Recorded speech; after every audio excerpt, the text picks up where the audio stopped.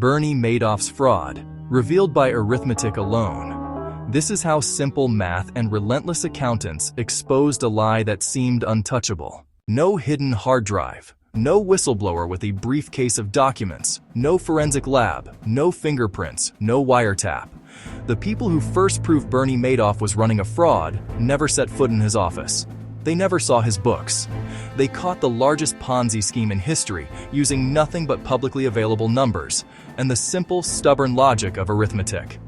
This isn't a story about a con man. It's a story about the accountants who beat him with a calculator. Back to the ledger, no silence. We follow the numbers step by step because numbers speak clearly when stories don't. By the early 2000s, Bernie Madoff ran what looked like the safest investment fund on Wall Street. Steady returns, almost never a losing month. Wealthy clients, charities, and pension funds handed him billions, comforted by one thing above all: consistency. That consistency was the crime scene. But it left no physical trace.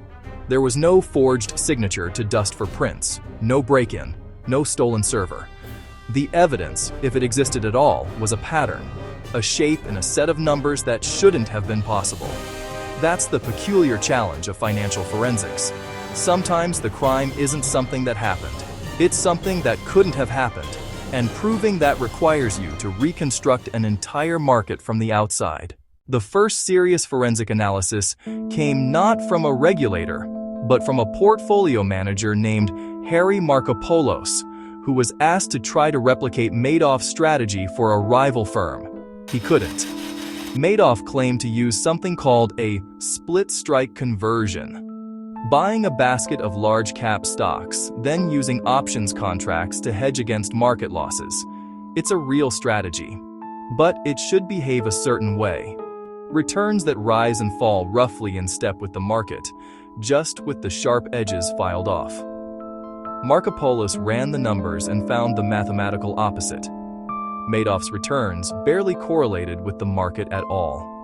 Out of over 100 months of data, there were only a handful of losing months, an almost flat, upward-sloping line in a market that was anything but flat. Statistically, this doesn't happen. The pattern itself is evidence. That's the core forensic accounting move.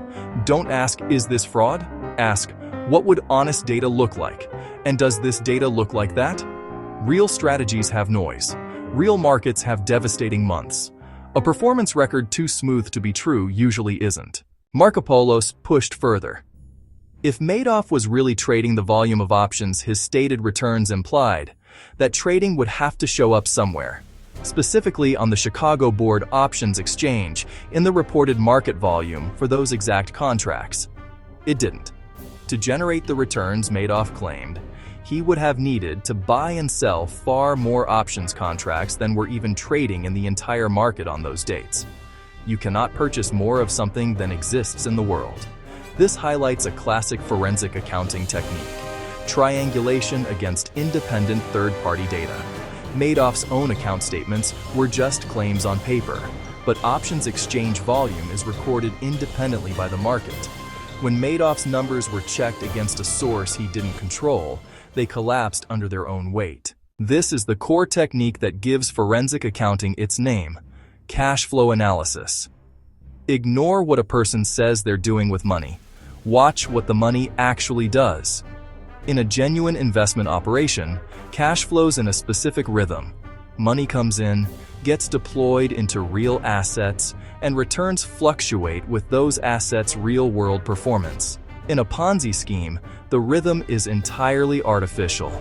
Money that comes in from new investors is what pays the returns to old investors.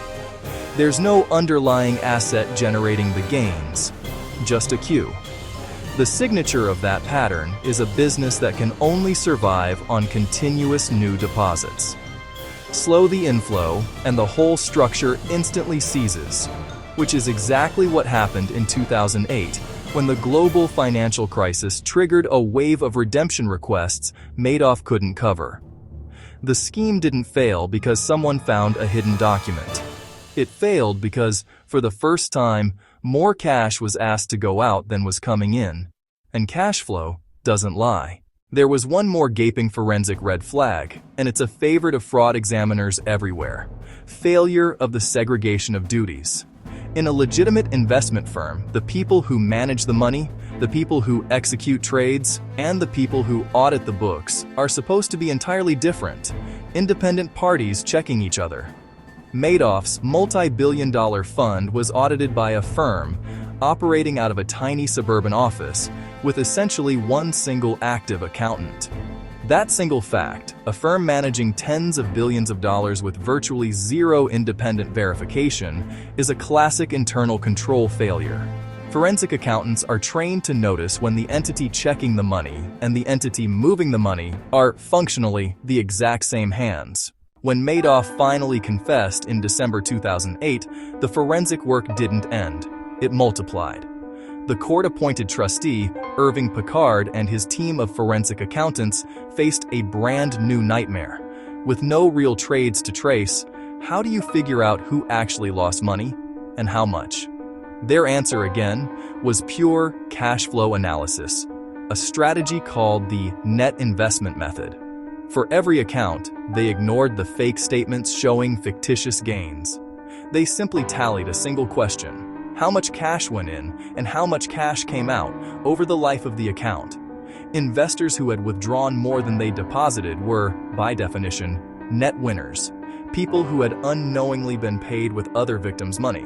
Investors who had deposited more than they withdrew were net losers.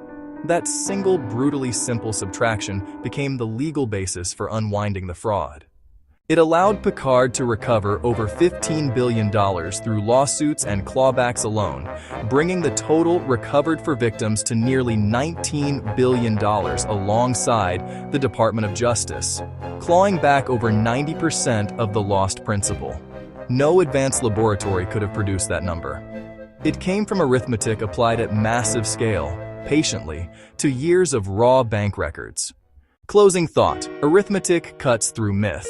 In the end, the numbers confess. There was no gun, no forged signature, no DNA. The entire case against the world's largest Ponzi scheme was built from things anyone could theoretically check: option volumes on a public exchange, monthly return figures, deposit and withdrawal records. What made the fraud invisible for so long wasn't that the numbers were hidden. It's that almost no one thought to ask whether they were mathematically possible.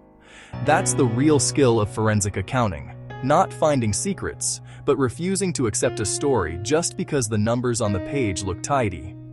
Sometimes the most damning evidence isn't something a criminal left behind. It's simply a pattern that couldn't have happened any other way.